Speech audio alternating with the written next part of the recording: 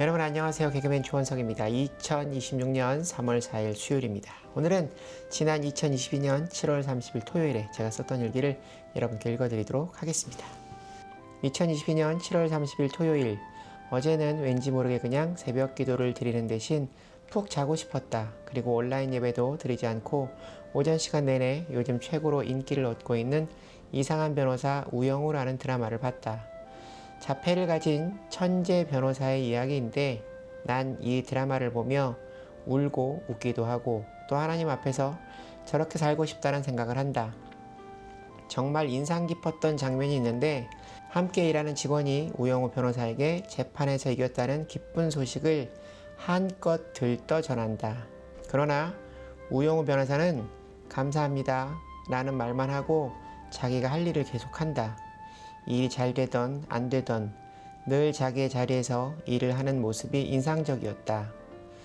지는 재판에서는 배우고 이기는 재판에서는 승리의 기쁨을 누리지 않는 그의 모습이 하나님의 말씀과 많이 닮아 있다. 착한 드라마다. 요즘 이 드라마를 보며 나도 연기를 하고 싶다는 생각이 든다.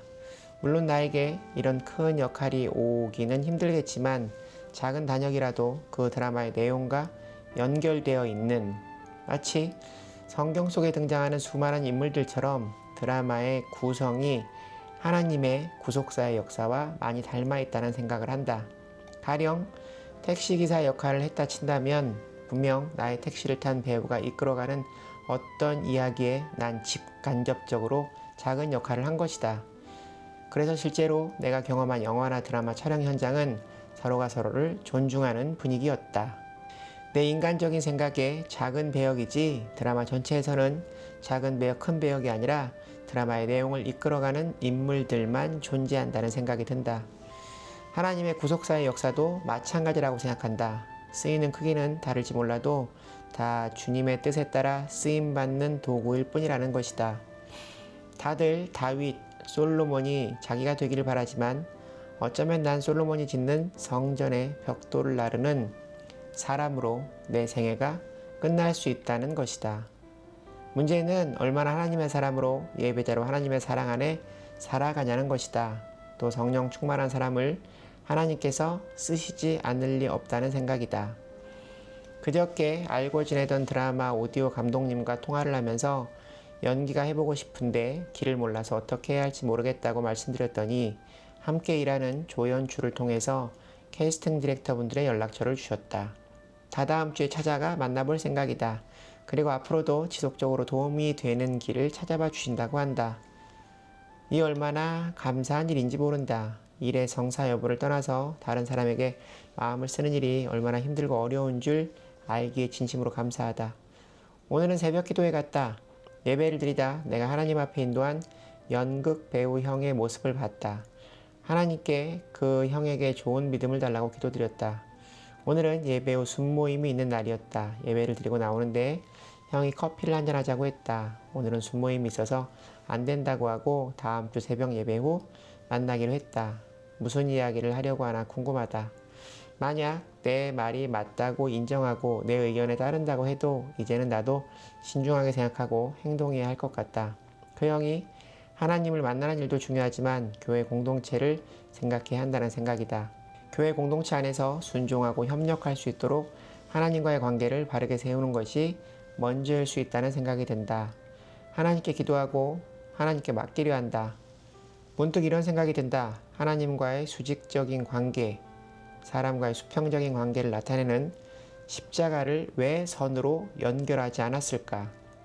하나님과 이웃의 관계를 모두 하나라는 생각으로 선을 연결했을 수도 있었을 텐데 내 개인적인 생각으로는 다 이유가 있다고 본다. 하나님과의 관계는 하나님과의 관계대로, 사람과의 관계는 사람과의 관계대로 따로 구분하여 균형을 유지하라는 뜻이 아닐까? 어쩌면 십자가의 수직선과 수평선이 만나는 그 점이 성도가 있어야 할 자리가 아닐까? 내 개인적인 생각으로 내가 만약 십자가를 쓰거나 그릴 일이 있으면 위에서 아래로 먼저 수직선을 긋고 왼쪽에서 오른쪽으로 수평선을 그을 것이다. 그것은 하나님과의 관계가 사람의 관계보다 우선시되어야 한다는 내 개인적인 생각 때문이다. 사람과의 관계만을 놓고 본다면 도둑 강도들도 서로 기쁨과 감사가 넘칠 수 있다. 그러나 그들에게 없는 것은 거룩함이라 말씀드렸다.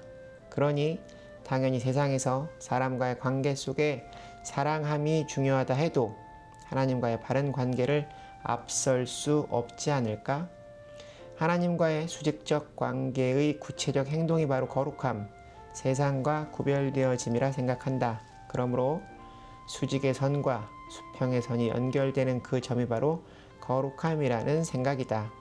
거룩함으로 하나님과의 바른 관계 후 이웃사랑이 있는 것이 아닐까? 어쩌면 수직이 없는 수평의 선을 따라감으로 서로 하나 될 수 없을지도 모른다.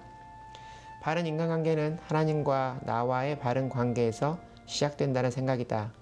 모두를 사랑으로 품으려 하다, 누군가의 변화를 위해 지적하고 고치려고 하다, 정죄함으로 내가 하나님께 범죄하여 나와 하나님과의 관계를 해칠 수도 있다는 생각이 든다. 인간관계도 기도함으로 하나님께 맡겨야 한다고 생각한다. 그리고 말씀과 기도를 게을리하지 않으므로 영적 분별력으로 사람을 잘 가려야 한다는 생각이다. 또 갑자기 이상한 생각이 들었는데 외국 영화에서 나오는 관의 모양을 보면 마치 십자가에 선을 연결시켜 놓은 모양이 아닌가 싶다. 이 생을 마치고 내 영혼이 천국에서 하나님을 만나야 십자가의 진정한 의미가 완성된다는 뜻일까? 그만! 상상은 그만하고 이제 목사님께서 주신 말씀으로 바르게 묵상해야겠다. 오늘의 말씀은 김현주 목사님께서 주셨다. 오늘 하나님의 말씀은 출애굽기 7장 8절부터 25절까지의 말씀이다. 이제 애굽에 하나님의 10가지 재앙이 시작된다. 9절 말씀, 바로가 너희에게 이르기를 너희는 이적을 보이라 하거든 너는 아론에게 말하기를 너희 지팡이를 들어서 바로 앞에 던지라 하라. 그것이 뱀이 되리라. 지팡이가 뱀이 된 이적은 처음이 아니었다. 하나님께서 두 번째 보여주신 것이다. 스스로의 능력이 아닌 여호와 하나님의 명령을 따르면 하나님께서 함께 해주시겠다는 의미이다. 자신이 아닌 하나님의 능력을 믿어야 한다. 13절 14절 말씀, 그러나 바로의 마음이 완악하여 그들의 말을 듣지 아니하니 여호와의 말씀과 같더라. 여호와께서 모세에게 이르시되 바로의 마음이 완강하여 백성 보내기를 거절하는도다. 바로는 지팡이로 행한 이적을 보며 이것이 무엇을 의미하는지 전혀 알지 못했다. 그리고 앞으로 벌어질 일 또한 전혀 눈치채지 못했다. 이것은 바로가 스스로를 태양의 신이라 여긴 교만과 어리석음 때문이다. 이 사건을 대수롭지 않게 여기고 자신도 보여줄 수 있는 단순한 속임수에 지나지 않는다 생각했다. 어리석은 사람은 하나님의 말씀을 듣지 못하는 사람이다. 하나님께서 주시는 상황 가운데 하나님의 말씀, 뜻이 무엇인지 헤아려야 한다. 이제 본격적으로 열 재앙이 시작된다. 첫 번째 사건은 나일강이 피로 변한다. 20절 말씀, 모세와 아론이 여호와께 명령하신 대로 행하여 바로와 그의 신하의 목전에서 지팡이를 들어 나일강을 치니 그 물이 다 피로 변하고 23절 24절 말씀, 바로가 돌이켜 궁으로 들어가서 그 일에 관심을 가지지도 아니하였고 애굽 사람들은 나일강 물을 마실 수 없으므로 나일강가를 둘 파서 마실 물을 구하였더라. 바로는 모세와 아론은 물론 애굽의 백성들에게도 관심이 없었다. 나의 고집으로 인해 주변이 고통을 당하는데도 관심이 없는 것이다. 25절 말씀, 여호와께서 나일강을 치신 후 이레가 지나니라. 일주일 동안 이 일이 지속된다. 바로의 교만으로 시작된 고집은 다른 생명을 죽이고 있는 것이다. 나를 통하여 지금 생명이 흐르고 있는지, 나의 완악함으로 주변의 생명을 죽이고 있지는 않는지 생각해 볼 일이다. 내일 창원에 내려가야 하는데 12시 50분 기차이다. 1부 예배를 드리고 일기를 쓰고 출발을 해야 할지 아니면 2부 예배를 드리고 출발을 해야 할지 고민이다. 아마 하루 자고 모레 월요일에야 서울에 오게 될 것 같다. 오늘 이 평온한 날을 주심에 감사 또 감사드린다. 오늘은 책을 쓰면서 재밌는 시간을 보내야지. 하나님 감사합니다. 사랑합니다. 저는 요즘 저의 완악한 고집으로 하나님의 말씀을 듣지 못하는 어리석은 인간이 되지 않게 해달라고 기도합니다. 이 고집이 어떤 인생을 좌우할 만한 큰 결정뿐만이 아니라 내가 만든 나의 생활에 습관들에 내가 얽매이기도 하는 경험을 합니다. 그래서 일부러 순서를 바꿔가며 살아가기도 합니다. 가령 매일 아침 방을 환기시키고 식사 준비를 하는데 어떤 날은 식사 준비를 하고 방을 환기시켜 보기도 합니다. 스스로가 만든 생활 습관이 저의 원칙이 되지 않기 위함입니다. 그 시간 꼭 해야 하는 일을 만들어 나를 얽매이게 하지 않고 생각의 유연함을 갖고 살기 위함입니다. 나의 고집으로 나와 다른 이를 곤경에 빠뜨리지 않도록 언제든 주님의 말씀에 순종할 수 있는 생각의 유연함으로 살아가는 인생이 되기를 바랍니다. 오늘 일기는 여기까지입니다. 여러분 오늘 하루도 주님과 함께 동행하는 행복한 하루 되시기 바랍니다. 슈브!